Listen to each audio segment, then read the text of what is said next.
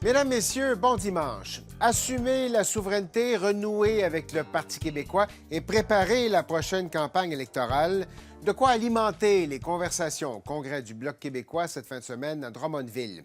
Devant le regain de popularité que connaît le PQ, certains militants souhaitent que le Bloc précise sa mission, que la souveraineté revienne à l'avant-plan du discours, plutôt que de se concentrer sur la défense des intérêts du Québec à Ottawa.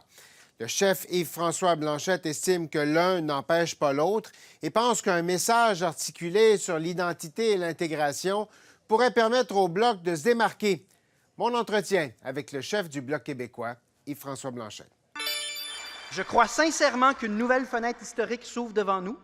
Je crois sincèrement que le Bloc québécois a un rôle absolument crucial à jouer. Et c'est dans l'amitié et la fierté que le Parti québécois va tout donner à vos côtés. Et j'ai un espoir sincère que, côte à côte, nous ferons naître le pays que nous méritons tant. Yves-François Blanchette, bonjour. Merci d'être avec nous.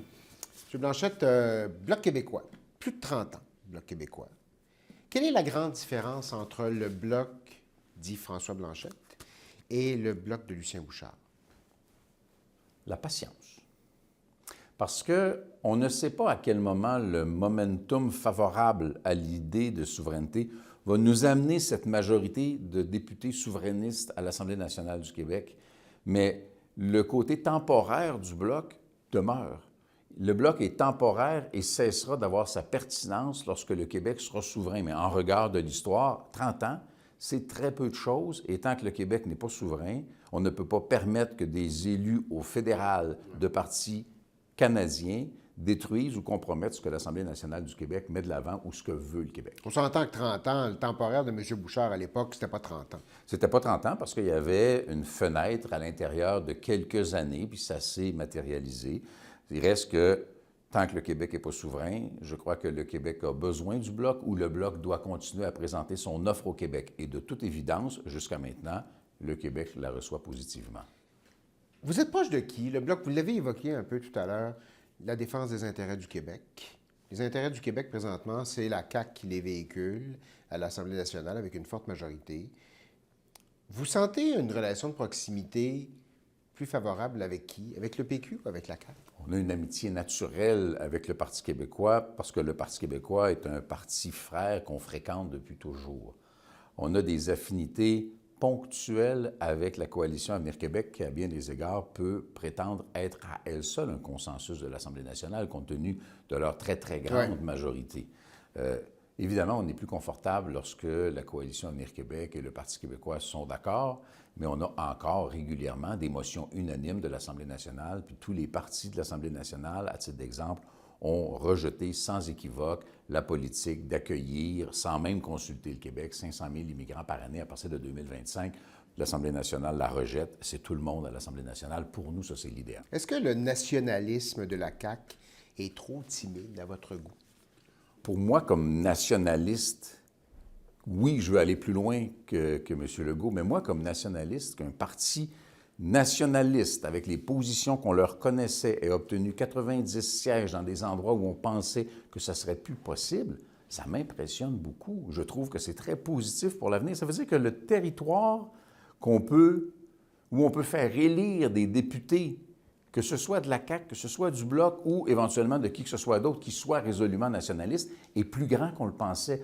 L'appétit vient en mangeant. La prise de conscience que le modèle du Canada n'est pas le nôtre à bien des égards pourrait donner le goût à des gens de reprendre cette réflexion-là. Moi, je ne dis pas au monde, on va voter pour l'indépendance demain matin. Je dis, on va reprendre de plus en plus activement une réflexion parce que la question va de nouveau vous être posée dans quelques années. Pourquoi on dit toujours ça? Il me semble qu'année après année, les partis politiques, le vôtre, le PQ, dit cette réflexion-là, elle n'est pas morte, on va l'attiser, elle va revenir. Ça ne se concrétise pas. Pourquoi ce serait différent cette fois-ci? Quand il y a plus que le tiers d'une population qui veut que reste vivante l'idée de la souveraineté... Il y a toujours le tiers à peu près. Bien, c'est largement suffisant pour ne pas abandonner.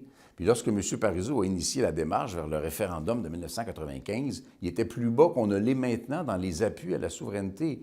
Alors, il suffit d'une réflexion qui doit être alimentée, nourrie, plus intense. Ce n'est pas la priorité des gens à côté du barbecue au mois de mai.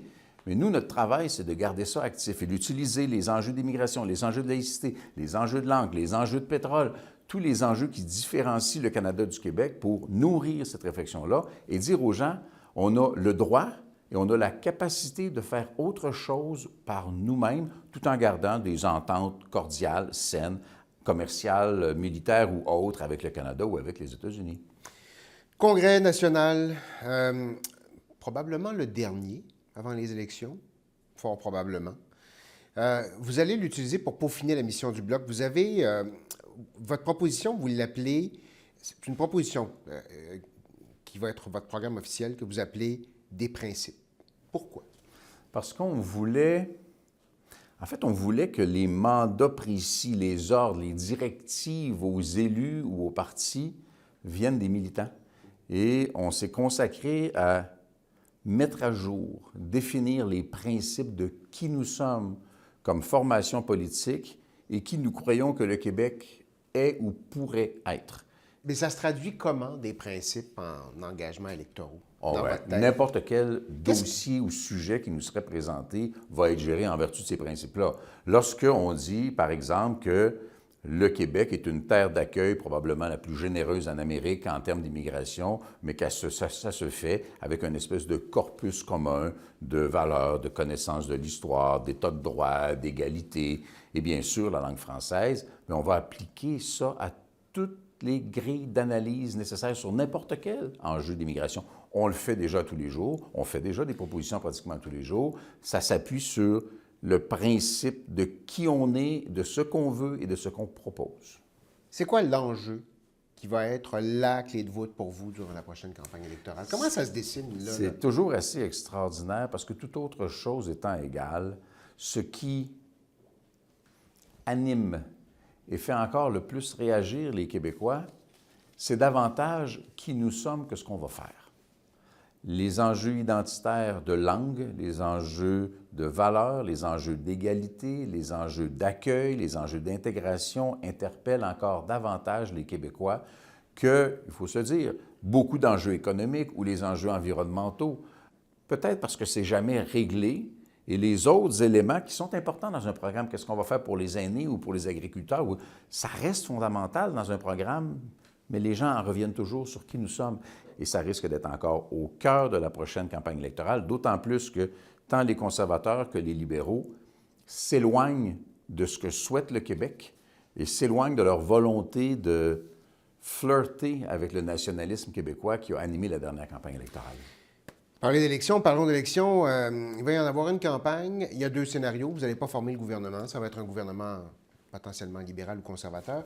Dans les scénarios de gouvernement conservateur minoritaire, c'est toujours le Bloc qui se retrouve à appuyer M. Poilievre.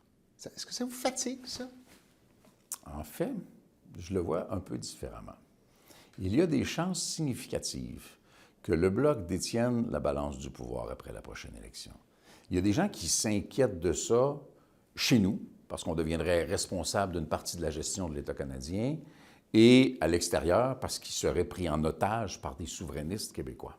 Si le Bloc québécois se fait confier la balance du pouvoir par les Québécois, qui vont bien voir que les intentions de vote des conservateurs ne leur donnent pas la perspective de faire la différence au Québec, ils vont se dire, et on va leur dire, que soit on force des changements dans les projets de loi, les budgets, les motions qui sont déposées, on force des changements qui sont bons pour le Québec, ou soit on refuse. Et quand on refuse, ça ne passe pas. C'est extrêmement important comme pouvoir. On est capable d'imposer la vision du Québec au gouvernement du Canada, pas contre les provinces canadiennes, mais en s'assurant qu'à chaque fois, il n'y a pas de recul pour le Québec. C'est sûr qu'un gouvernement conservateur arriverait avec des positions qui sont profondément contre nos valeurs, que ce soit le soutien au pétrole ou l'avortement ou la débauche d'armes à feu, bien, ils n'auront pas l'appui du Bloc et ils seront incapables d'aller de l'avant. Et si c'est ça que la démocratie décide et si les Québécois décident de nous donner, Bloc québécois, ce pouvoir-là, bien, on va en faire un usage responsable, prudent, mais on va en faire usage. Yves-François Blanchette, merci beaucoup. Un plaisir.